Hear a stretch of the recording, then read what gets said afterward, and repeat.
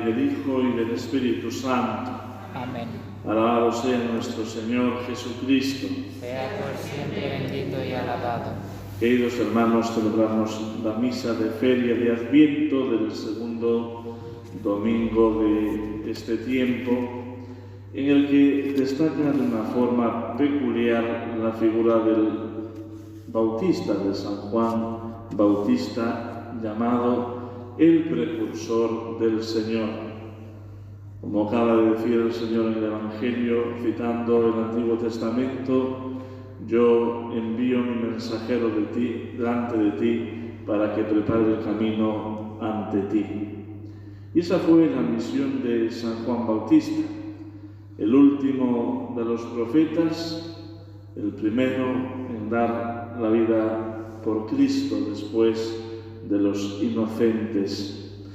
Y así en él encontramos ese testigo audaz, que, como dice el prólogo de San Juan, no era él la luz, sino testigo de la luz. Sabemos que el Bautista había generado en torno a sí una corriente de penitencia, de conversión en los márgenes del río Jordán. Acudían a él de todas partes, pero principalmente aquellos que tenían el estigma de ser señalados como pecadores públicos, como aquellos que de alguna manera no podían participar de los sacrificios rituales del templo de Israel, del templo de Jerusalén, porque estaban contaminados por una serie de pecados, entre otros los publicanos, que eran unos defraudadores, unos estafadores, unos corruptos al servicio de ese régimen impuesto por los romanos, y que por tanto se ganaban el pan a base de trampas y, lo que era peor, a costa de servir los intereses de los dominadores. Sin embargo, la palabra de San Juan Bautista era elocuente y eficaz, porque iba acompañada del ejemplo de su vida. Jesús le pregunta a los discípulos: ¿qué habéis salido a ver en el desierto? ¿Una caña sacudida por el viento?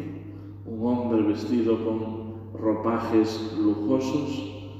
Sabemos que en San Juan aparece esa representación de un hombre cabal, de una pieza, de una firmeza y de una integridad absoluta.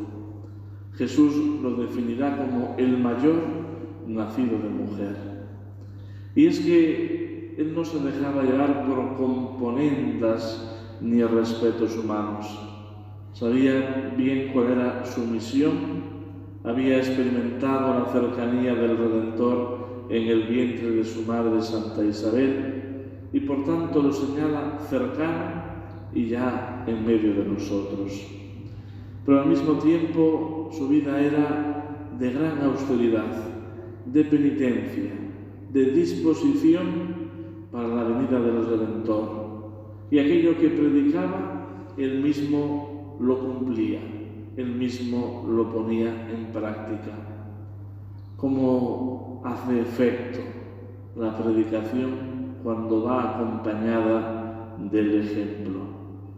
Todo lo demás se queda en un discurso, en una charlatanería, pero es incapaz de pasar de la parte intelectual a la voluntad definitiva, al corazón de la persona.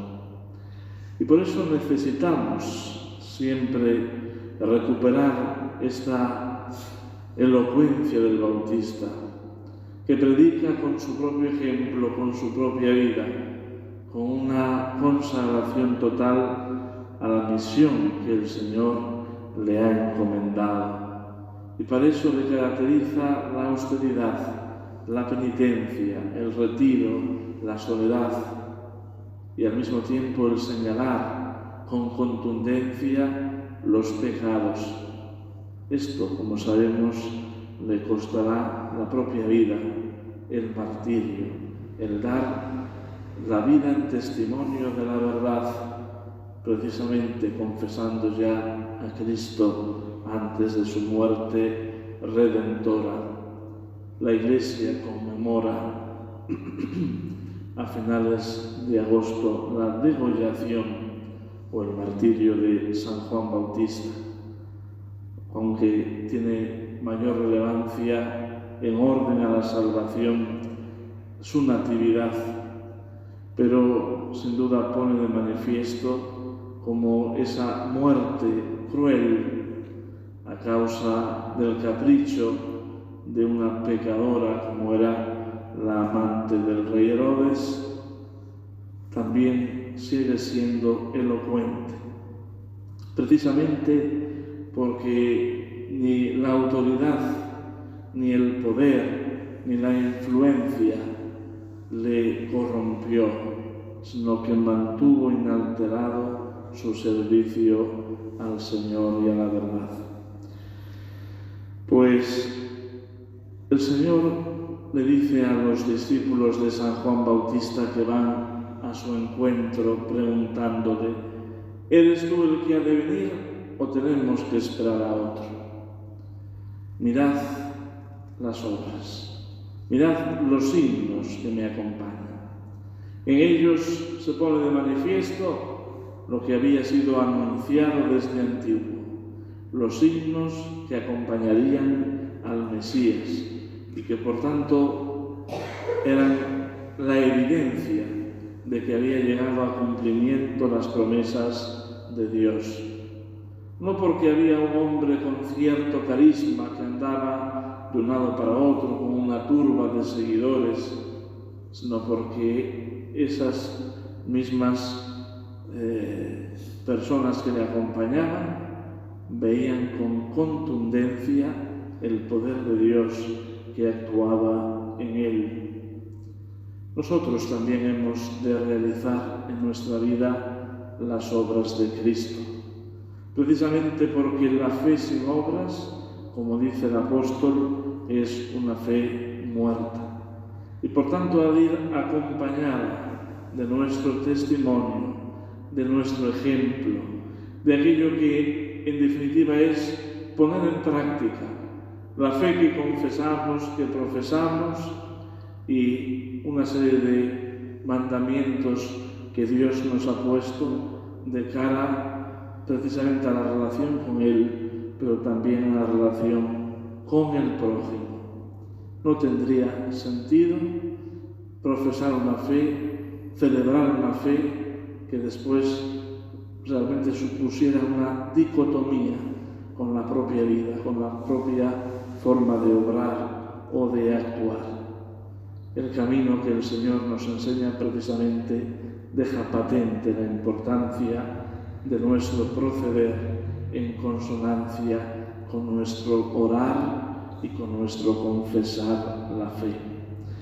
Pues que a ejemplo de San Juan Bautista y escuchando con atención las palabras que le refiere el Divino Maestro, avancemos en este itinerario del Adviento para que verdaderamente dispongamos nuestro corazón para la venida de Cristo, pero para esa venida inmediata de la que un día también tendremos que rendir cuentas ante su presencia.